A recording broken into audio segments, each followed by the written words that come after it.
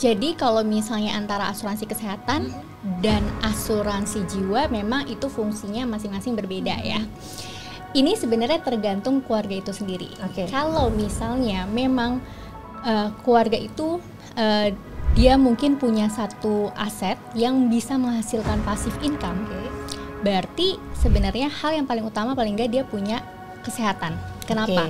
Kalau si pencari nafkah amit-amit kenapa-napa, dia masih punya si passive income tadi itu. kan. Misalnya mungkin ya kontrakan apa gitu ya. Jadi memang memerlukan si asuransi kesehatan. Pencari nafkahnya hanya suami, jadi suami itu hanya pencari nafkah tunggal. Menurutku itu penting kita malah punya asuransi jiwa dan mungkin asuransi kesehatannya kita bisa substitusi ke BPJS. Jadi sebenarnya dua-duanya dapat juga gitu sih. Hai, aku Olivia Louis, founder ibukaya.id, kanal personal finance yang bertujuan membantu para ibu-ibu mencapai kekayaan versi mereka sendiri. Nah, di episode kali ini, sahabat Ibu Kaya, tema kita adalah kita mau membahas terkait ibu cerdas finansial harus paham asuransi.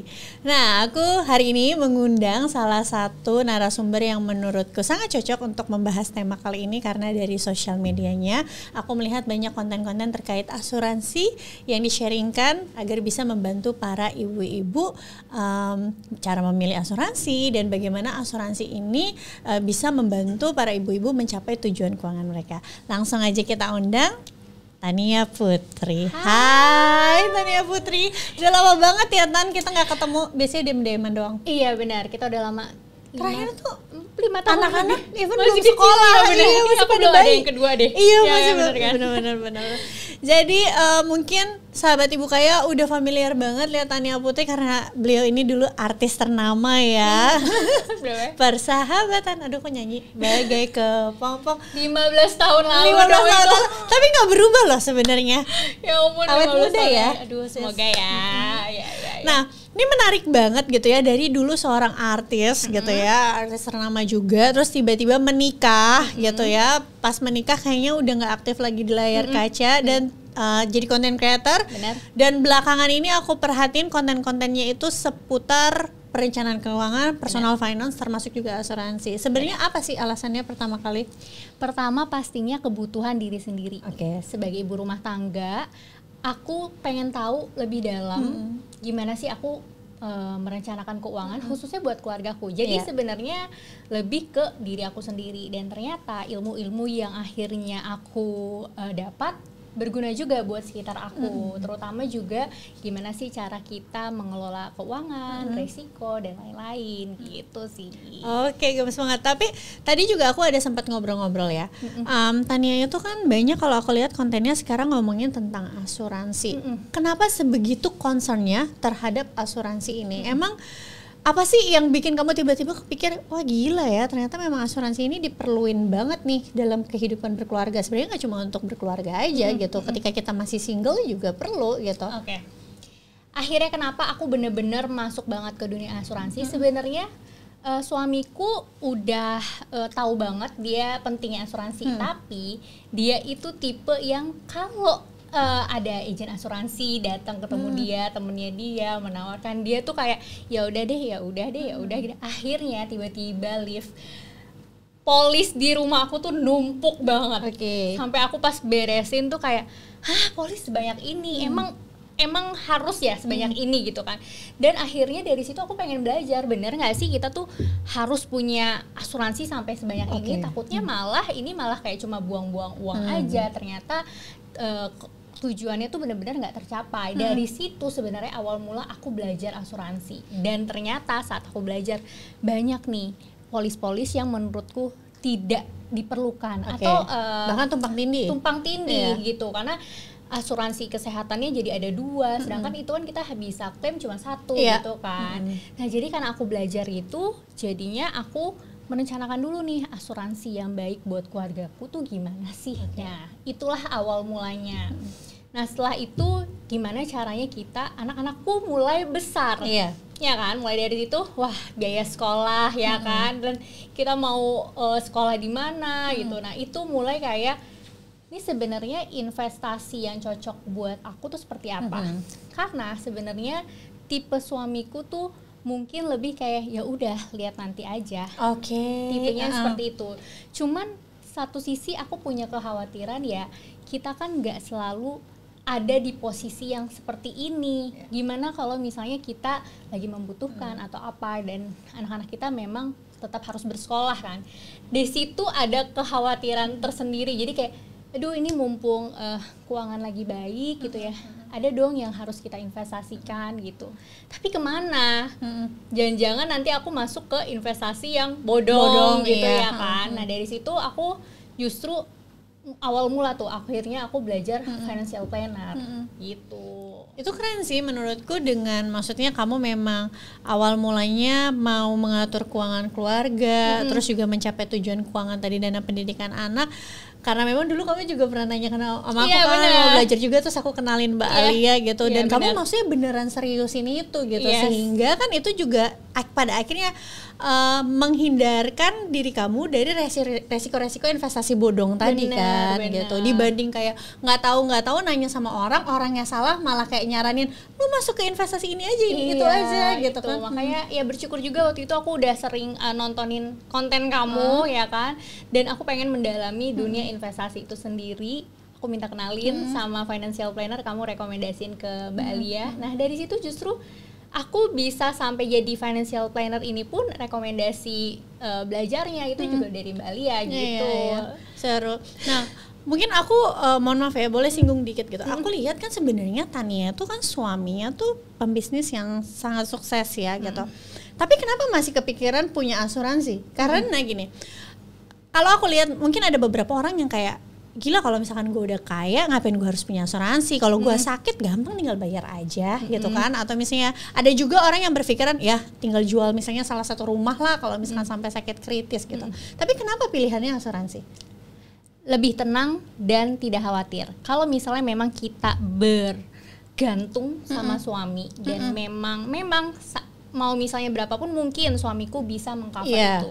Tapi kalau memang suamiku masih sehat juga. Sekarang coba kita balik, suamiku yang malah sakit atau dia tiba-tiba sakit kritis atau mungkin sampai dia tidak bisa bekerja. Gimana nih nasib aku sama anak-anakku?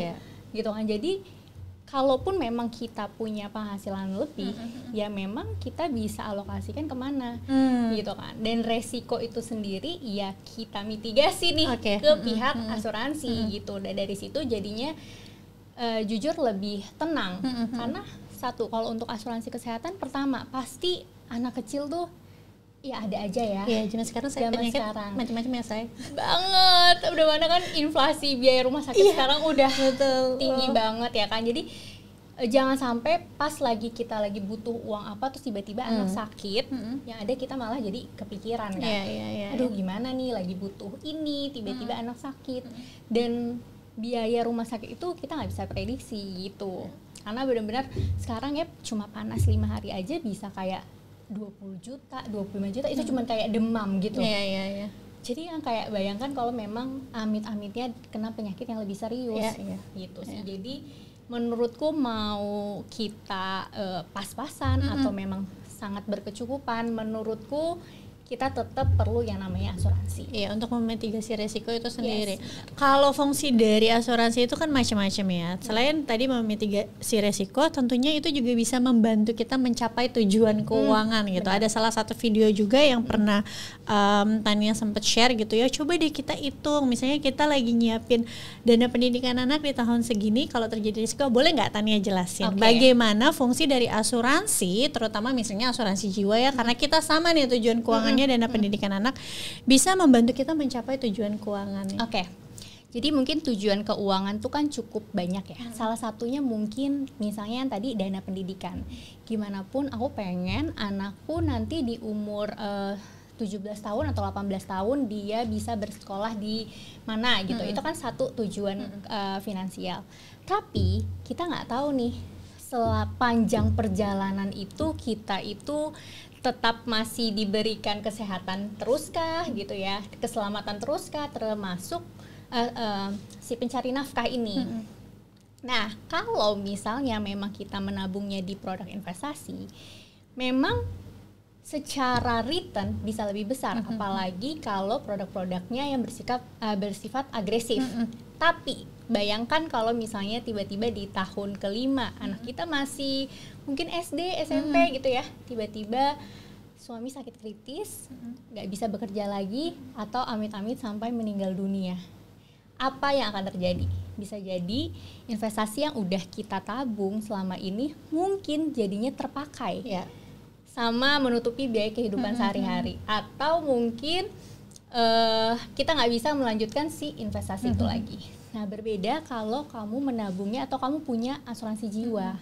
Di situ akan ada uang pertanggungan yang mana jika terjadi resiko yang tadi itu akan keluar sejumlah uang yang mungkin itu bisa digunakan untuk pendidikan atau mungkin biaya kehidupan sehari-hari gitu sih. Jadi itulah yang akhirnya menurutku asuransi itu penting, even itu orang yang sangat berkecukupan atau memang dia yang memang pas-pasan gitu sih. Apalagi buat kita para ibu-ibu ya yang pikirannya kan pasti kan apa-apa anak gitu. Bener. Aku pernah bilang sama suamiku gini, yang walaupun kamu sekarang berkecukupan, aku pernah loh di posisi aku waktu pas tidur aku nggak tenang. Apalagi waktu itu kalau kamu ingat suamiku tuh pernah di berat 150. Iya.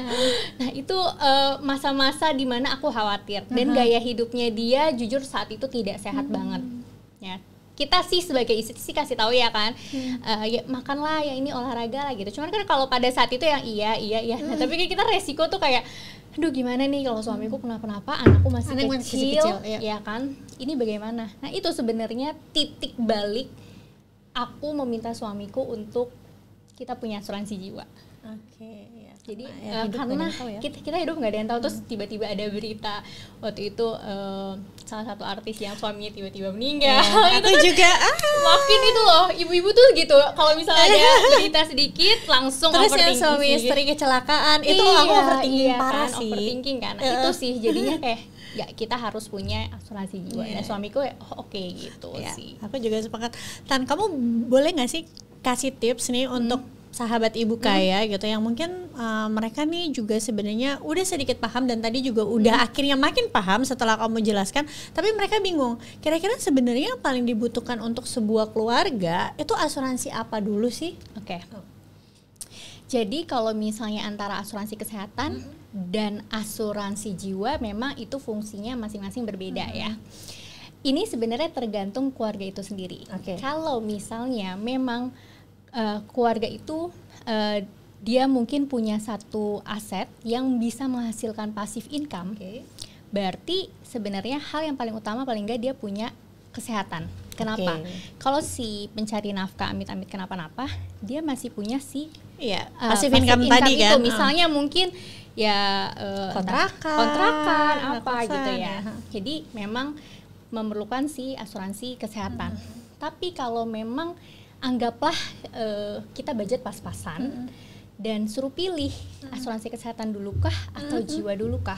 Kalau aku bilang memang kalau selama memang si asuransi kesehatan ini ada substitusinya, misalnya itu BPJS, dan kamu tidak apa-apa dengan fasilitas itu, ya it's okay.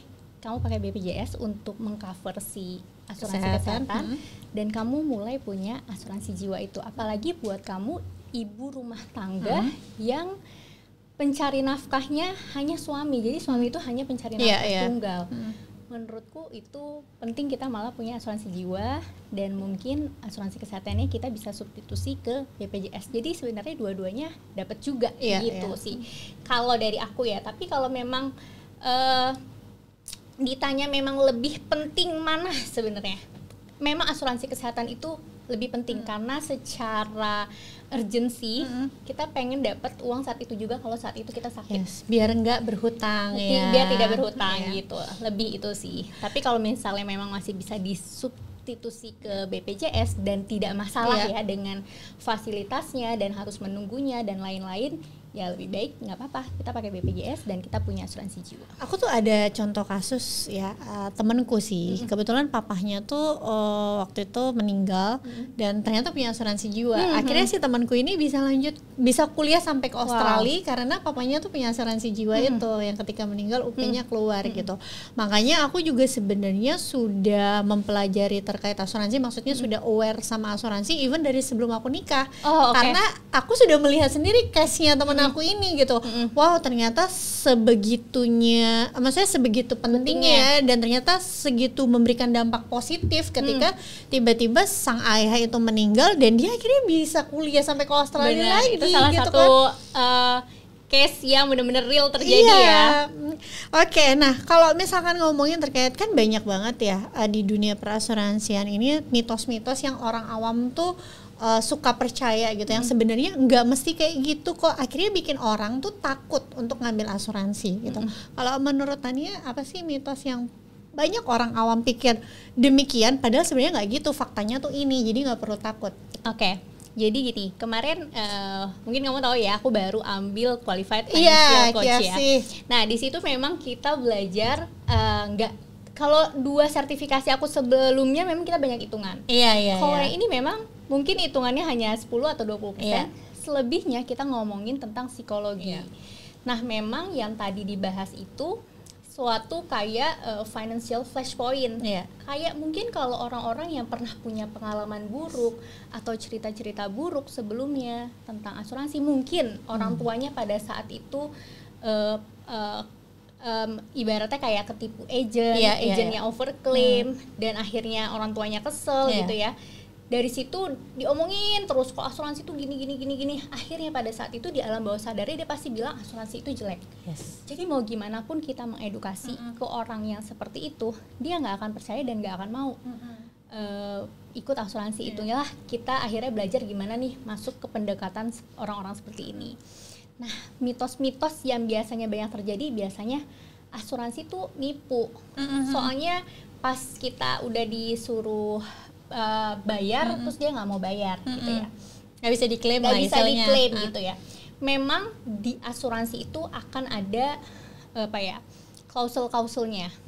Misalnya seperti masa tunggu gitu ya. Ada beberapa penyakit yang masa tunggunya mungkin sekitar 1 tahun, tapi agennya ini tidak memberitahu ke kliennya ini. Akhirnya saat kliennya sakit dan ternyata sakitnya itu di dalam masa tunggu, akhirnya tidak diklaim. Di situ akhirnya dianggapnya dicap buruknya kan perusahaan asuransi, padahal memang itu udah tertulis kalau ada sekian penyakit yang masa tunggunya 1 tahun. Ada yang kalau penyakit ini memang 1 bulan, tapi kalau misalnya accident itu dari pertama kali kita masuk itu kita langsung bisa klaim. Jadi sebenarnya kuncinya nggak usah khawatir, tapi carilah agent yang memang benar-benar mengedukasi kamu, tidak ada hal-hal yang disembunyikan dan dia bukan yang tipe materialistis. Jadi bukan yang kamu nggak perlu dimasuk-masukin, akhirnya jadi preminya besar gitu. Jadi carilah memang agent-agent yang mereka bisa mengedukasi sebenarnya apa sih asuransi yang benar-benar kita perluin. Ini menarik terkait dengan membahas agent, karena aku juga cukup sering membahas terkait asuransi di CNBC Indonesia ya, di Invest Time. Banyak permasalahan yang terjadi, contohnya pada saat tahun 2020 ketika banyak asuransi itu hampir kolaps ya, karena kan waktu itu banyak produk unit link kan. Penyampaian dari sisi agennya itu sendiri seakan-akan menipu nasabah, dan ketika nasabah mau klaim uangnya tahun 2020 kan pendapatan banyak orang banyak turun, jadi mereka butuh duit kan dan butuh narik. Ketika mau narik duitnya mungkin agennya ini menyarankan untuk masukin ke instrumen yang agresif gitu kan, dan lagi turun semua ya. Nah jadi aku tuh juga sempat berpikiran pada saat itu menurutku banyak agen-agen yang even mereka tidak paham sama produk yang ditawarkan atau misalnya produk investasi yang ada di dalam produk unit link itu sendiri.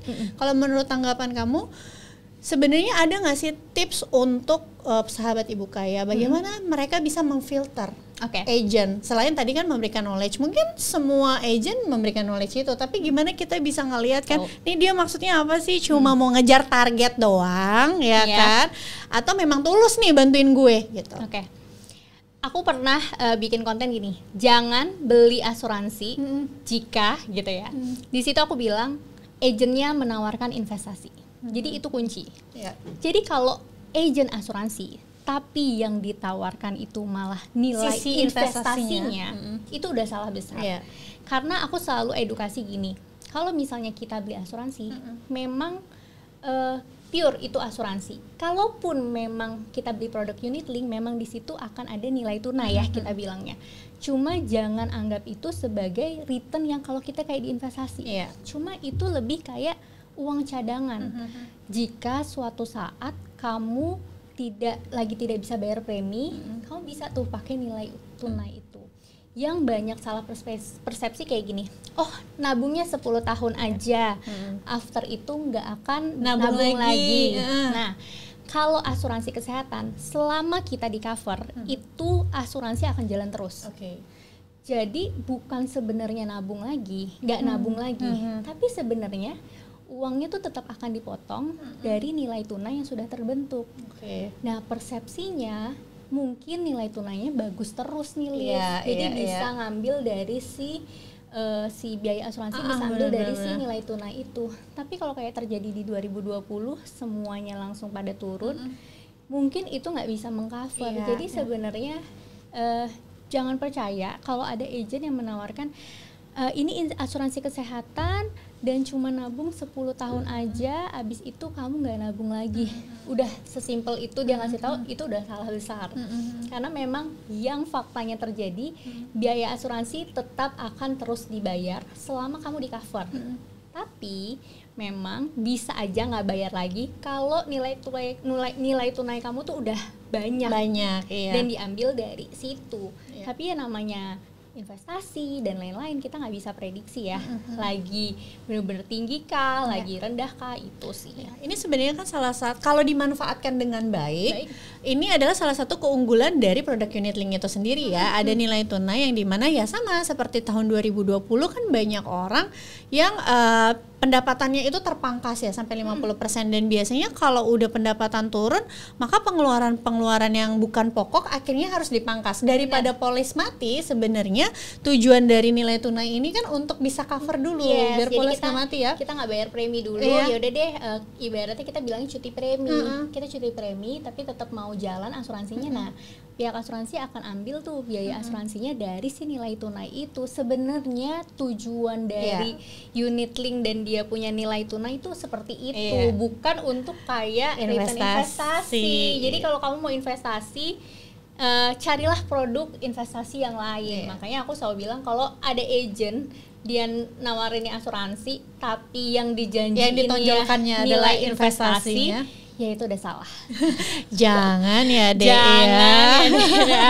Oke, itu sebenarnya pesannya sangat-sangat benar sekali. Jadi para sahabat Ibu Kaya harus aware banget sama tadi yang disampaikan Tania, karena mungkin masih ada aja agent yang masih menjual dari sisi investasinya itu sendiri kan, dan itu sangat-sangat berbahaya ya. Oke, Tan, kita tuh kan kalau punya asuransi harus dong direview polisnya dalam beberapa kurun waktu gitu ya, karena kan namanya kita hidup, bisa aja kita itu mengalami peningkatan karir, mengalami peningkatan usaha, atau even bertambah anggota keluarga. Tadinya anaknya cuma 1, nambah jadi 2, pasti kan kebutuhan perlindungan asuransinya juga akan berbeda. Nah, kira-kira apa sih yang bisa dilakukan para ibu-ibu ini untuk kalau mereka yang udah pada punya polis asuransi mereview nih polisnya masih sesuai nggak sama kebutuhannya? Kalaupun harus nambah, apa yang perlu diperhatikan? Oke, produk asuransi itu memang cukup sering berubah. Kayak dulu kita mungkin nggak ada yang unlimited itu ya, masih ada yang kamar segini, harganya segini ya kan, masih ada yang seperti itu. Jadi dapatnya kamar yang seharga 700.000, nanti kalau misalnya itu harus ada nambah. Nah dulu tuh zamannya masih itu, bahkan orang tuaku masih punya asuransi yang seperti itu. Dan saat sekarang aku sebenarnya mau upgrade, cuma karena memang sudah pernah klaim harus medical check up ulang, akhirnya tidak bisa. Pihak asuransi nggak bisa, makanya masih pakai produk asuransi yang lama.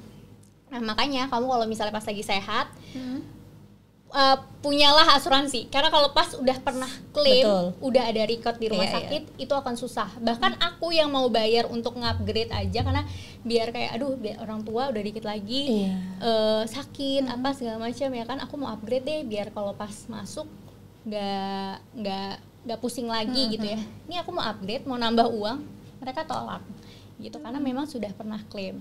Nah memang bagusnya kalau aku sendiri per 5 tahun. Kenapa? Karena pas dari aku punya asuransi mungkin ada sekitar 10 tahunan ini, di sekarang aja udah ada perbedaan premi. Beberapa tahun terakhir kan memang pihak asuransi menaikkan semua premi asuransi ya karena ada kenaikan biaya inflasi. Nah, menurutku 5 tahun ini dari segi finansial kita juga sudah ada sedikit lumayan perubahannya lah. Kalau kayak 1-2 tahun kan mungkin dari pemasukan kita ya masih beda-bedanya dikit ya. Dan mungkin di jangka waktu itu memang kita mungkin ada penambahan anggota keluarga dan lain lagi. Tapi kalau misalnya saat punya anak, memang harus secepatnya kalau menurutku menambah. Kalau misalnya anaknya udah berapa bulan ya, sebelum setahun itu biasanya aku udah nambah asuransi sih gitu. Jadi kalau untuk jangka waktunya per 5 tahun sebenarnya oke untuk kita mereview lagi polisnya gitu. Oke, nah tadi kan Tania juga udah sempat sampaikan gitu ya, bahwa kita sebagai ibu concern banget sama anak-anak, terutama ya itu tadi dana pendidikan anak kalau terjadi resiko pencari nafkah meninggal dunia, gimana ya? Tapi gimana ya cara, kalau dari versinya Tania, cara ibu-ibu ini menentukan UP yang ideal untuk memenuhi tujuan keuangan kalau misalnya tiba-tiba pencari nafkah itu meninggal dunia, atau misalnya ternyata di dalam keluarga ini 2 orang pencari nafkahnya kan, misalnya nggak cuma suami aja tapi si istri juga gitu kan, apakah si istri juga perlu memiliki asuransi jiwa? Oke, kalau misalnya memang di dunia financial planner mungkin kita pernah belajar juga ya untuk menentukan UP kan memang ada yang multiple approach, itu kita melalui pendapatan penghasilan kita, atau needs approach atau memang capital needs. Nah, memang di antara ketiga itu yang paling kecil adalah needs approach. Jadi kita hitung dulu nih kebutuhan kita tuh berapa sih sehari-hari. Misalnya memang dari penghasilan kita 10 juta mungkin ya, anggapnya ternyata kita bisa untuk pengeluaran kita 7 juta. Nah dari 7 juta itu kita mau lihat untuk bisa mengcover selama berapa tahun. Mungkin anggapannya anak itu 20 tahun dia sudah mencari kerja sendiri ya kan, paling tidak ada yang membantu mencari nafkah. Jadi itu misalnya dari kebutuhan 7 juta aku butuh mungkin sekitar 20 tahun. Nah itu bisa dihitung UP-nya berapa dengan nilai inflasinya berapa dari kebutuhan itu. Nah itu bakal kelihatan UP-nya. Atau mungkin ngitungnya mau dari pemasukan. Aku nggak mau deh dari kebutuhan kayak mepet banget deh gitu. Aku mau dari pemasukan. Nah kalau yang seperti itu kita hitung masing-masing. Dari pemasukan suaminya memang berapa, dari pemasukan istri berapa, dan kalau memang dia double income, asuransi jiwanya itu memang 2 harus terpisah ya. Harus terpisah. Jadi kalau memang sang suami ini meninggal dunia, memang ada ibaratnya UP yang turun untuk mengcover yang si penghasilan suami ini, ataupun sebaliknya seperti itu. Nah, yang memang lebih bagus lagi dan kalau memang ada budgetnya, itu kita masuk ke pendekatannya itu adalah capital needs. Nah itu lebih kepada kalau bahasa awamnya tuh kayak dana abadi lah. Gimana kita punya dana abadi ini yang kalau kita masukkan misalnya ke produk investasi yang 7%, si returnnya ini bisa untuk mengcover semua kebutuhan kita. Jadi tapi dananya nggak berkurang gitu. Nah itu capital needs dan memang nilainya lebih besar di antara kedua pendekatan yang tadi gitu sih. Jadi memang itu tergantung kemampuan masing-masing. Memang kayaknya nggak apa-apa deh aku mulai dulu deh dari capital needs dulu deh. Paling enggak nanti kalau misalnya aku punya peningkatan penghasilan lagi, boleh nih aku tambah lagi UP-nya seperti itu. Dan itu sebenarnya yang aku lakuin. Aku kasih tahu suami aku pengen seperti ini. Aku memang pendekatan aku capital needs. Tapi memang cukup besar nih ya. Jadi aku bilang sama suami, oke, boleh ya di tahun ini kita segini dulu UP-nya. Kan itu aku masa menabung misalnya 5 tahun. Nanti setelah 5 tahun selesai, kita tambah lagi UP kita kayak gitu. Jadi itu bertahap bisa bertahap lah. Jadi nggak langsung UP-nya segini, kita harus sekarang punya UP segini. Enggak. Misalnya kamu ternyata butuh UP 3M misalnya. Ya mungkin di tahun ini kamu 1M dulu budgetnya, terus nanti pas udah lumayan cukup 5 tahun atau kita punya penghasilan lagi, kita tambah lagi. Jadi nggak harus sekaligus. Jadi para ibu-ibu juga jangan langsung ngedown, misalnya habis dikasih agent hitungan gitu ya langsung kaget, kalau UP segini preminya segini belum ada uangnya. Apa kan semua bisa didiskusiin ya. Dan kalau misalkan agentnya itu sendiri juga agent yang memang niat membantu, pasti dia juga akan memberikan jalan keluar atau masukan alternatif lah ya. Nggak mesti kita harus nyiapin uangnya secara besar. Oke, pertanyaan terakhir Tan. Ini mungkin pertanyaan yang basic gitu ya, tapi mungkin banyak ibu-ibu juga yang susah banget ngejalaninnya. Apalagi mereka-mereka yang suaminya itu sangat punya otonomi di keluarga, ya kan. Jadi mungkin setelah ini sahabat ibu kaya ada yang udah pintar terkait asuransinya, udah ngerti abis dijelasin Tania, tapi bingung cara ngomong ke suaminya. Gitu. Jangankan ibu-ibu di rumah ya, aku pun mengalami itu. Jadi jangan sedih. Kayak aku mau ngomong sama suami itu lumayan cukup sulit. Karena gini, sebenarnya suamiku beruntungnya dia punya background keluarga yang memang dia pakai asuransi. Jadi sebenarnya memang agak susah kalau memang dia punya pengalaman buruk tadi tuh tentang asuransi, dan kita akan lebih susah untuk masuknya. Tapi dari suamiku sendiri, untungnya memang dia sudah paham lah asuransi. Memang sedikit lebih mudah, tapi itu pun menurutku sulit. Kenapa? Kalau asuransi kesehatan, mungkin para suami lumayan cukup paham lah ya, dan ya udah maksudnya gini, boleh deh misalnya gitu. Tapi kalau yang asuransi agak jiwa, susah, lu nyobain gue mati. Ya benar, asuransi jiwa maksudnya apa? Ini nyumpahin mati nih, jadi gitu kan, maksudnya kayak lu mau jadi janda kaya jadi janda kaya ya gitu. Itu yang susah banget Liv. Jujur memang lebih ke situ. Tapi memang pada saat itu kalau aku, metode yang waktu itu aku lakukan adalah aku pengen suami aku merasakan dan dia memikirkan. Jadi pertanyaan yang aku bilang, jadi aku bukan tiba-tiba yang kayaknya kita harus punya asuransi jiwa deh, nggak langsung ke situ, tapi langsung mikir, kamu mikir nggak kalau misalnya kan sekarang kamu yang cari kerja nih, kalau misalnya tiba-tiba amit-amitnya kamu sakit kritis atau mungkin meninggal dunia, kan kita nggak ada yang tahu ya namanya umur. Menurut kamu aku sama anak-anak bakal gimana ya? Nah, kita mencoba dia untuk memikirkan hal itu tuh. Kalau misalnya dia bilang, ya udahlah, rezeki juga nanti ada aja yang cari gitu kan. Kalau misalnya dia udah kayak ngeblok seperti itu, aku langsung gini, iya. Tapi berarti kamu siap nggak kalau ternyata anak kamu tidak bisa lanjutin sekolah? Nah, sebenarnya dia kalau udah dimasukin ke kalau anaknya nanti seperti ini, kamu nggak akan, kamu kira-kira mau nggak gitu. Nah dari situ dia baru tuh, jadi enaknya gimana ya? Nah dari situ mungkin kita bisa baru masuk. Nah sebenarnya di asuransi jiwa itu ada sekitar mungkin kurang lebih ya, yang lebih umum tuh ada 2.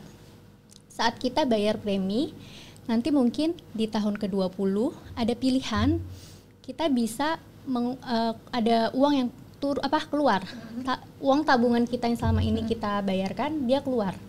Misal kita per bulannya itu 2 juta untuk UP sekitar 3M. Ini misal ya, untuk sekitar itu tuh umurnya 30, dan itu kita nabung selama 10 tahun. Berarti setahun itu kan 24, selama 10 tahun itu berarti 240 juta. Nah biasanya di tahun ke-20 uang yang kita tabungkan ini bisa keluar. Sekitar mungkin penambahannya sekitar 10-15% lah, 200 hampir 300 mungkin. Itu ada pilihan keluar atau memang sengaja nggak mau keluar lagi, nggak mau dikeluarin, tapi kita punya warisan 3M. Polisnya masih jalan ibaratnya. Polisnya masih jalan. Jadi mau diambil atau enggak di tahun ke-20, atau memang polisnya tetap dijalankan aja buat warisan 3M. Nah itu kita ngomongin lagi, ini uangnya tidak akan hangus. Satu, karena meninggal itu pasti. Iya. Nah, kalau memang meninggal itu pasti berarti 3M itu pasti keluar enggak? Iya. Jadi aku ngomong ke suami, apa yang kita bayar itu tidak akan hangus gitu. Karena meninggal itu pasti. Bedanya kalau misalnya memang resiko itu atau meninggalnya terjadi saat anak-anak masih kecil, uang pertanggungannya bisa kita pakai untuk aku nerusin hidup nih, aku bilang gitu sama anak-anak. Tapi aku berdoanya kita panjang umur. Tetap ya, aku berdoanya kita Ya panjang gitu. umur. Jadi kita selalu bilang kita meyakinkan aku berdoanya kita panjang umur. Tapi uang yang sudah kita tabungkan tidak akan kebuang atau hangus. Kita ada pilihan. Memang mau dikeluarkanlah sekitar 300 juta atau memang kita mau diemin aja. Tapi nanti 3M itu pasti keluar saat kita ninggalin anak-anak kita. Kan meninggal itu pasti, entah memang dipakai untuk anak atau mungkin ternyata kita udah tua, udah punya cucu. Meninggalnya pas kita udah tua, ya itu bisa dipakai cucu kita. Nah, itu opsi pilihan masing-masing. Jadi di situ dia kebuka, oh ternyata memang ini nggak hangus dan memang bukan kalau misalnya kalau aku panjang umur angus dong misalnya gitu kan. Enggak, ini nggak akan hangus karena meninggal itu pasti. Nah, dari situ akhirnya ini dia paham dan akhirnya mau untuk punya asuransi jiwa. Oke, nice banget. Memang nggak Gitu. salah punya istri kayak Tania ya. Karena biasa kalau ibu-ibu kan pasti mikirannya tentang anak lah. Apapun Bener. itu sebenarnya yang kita strategi yang kita ambil tuh tujuannya tuh untuk anak. Ibarat Bener. kalau kita ya perempuan, nggak misalnya kita masih single, kita tuh makan apa aja bisa, bener nggak? Bener. Nongkrong di mana aja Bener. bisa, nggak nongkrong juga bisa, tinggal di mana aja bisa. Tapi akan berbeda kondisinya ketika kita sudah punya anak, Bener. ya kan? Nggak usah gitu ya. Aku aja tuh kalau naik pesawat sama suami beda banget sama dulu aku belum punya anak gitu. Kalau belum punya anak ya naik pesawat aja. Sekarang tuh kalau pergi sama suami berdua gitu, Kayak baunya khawatir nih gue kalau berdua meninggal berdua-duaan Iya. gimana Iya, gitu iya. kan di jalan ya gitulah. Iya, pasti sama kayak juga gitu ya. sama pasti kayak gitu. Jadi memang semuanya berawal dari kekhawatiran aku, makanya aku belajar juga asuransi dan ternyata memang akhirnya di sekeliling aku dan mungkin followers aku akhirnya teredukasi sih dengan itu gitu. Oke, thank you Tania atas waktunya hari ini, sangat-sangat insightful banget, banyak pelajaran yang bisa dipelajari pasti sama sahabat Ibu Kaya. Jangan lupa ya kalau mau jadi ibu-ibu yang cerdas finansial harus paham juga berasuransi karena Bener. berasuransi itu juga bagian dari perencanaan keuangan itu Bener, sendiri bener. gitu. Ketika kita mau mencapai tujuan keuangan, kita tidak boleh mengenyampingkan yang namanya proteksi atau juga manajemen risiko itu sendiri. Nah, sedikit lagi nih mau nambahin karena kebanyakan juga ada beberapa perencanaan keuangan kita langsung masuknya ke Investasi, iya. kita langsung kayak aduh mau investasi apa ya gitu, ternyata asuransinya dia dikesampingkan. Padahal yang benar itu memang kita pertama dana darurat dulu, lalu asuransi. Ketika fondasinya ini sudah kuat, kita baru ngomong yang namanya investasi. Kenapa? Karena banyak orang yang langsung masuk ke investasi di saat resiko itu terjadi, akhirnya investasinya kekuras habis.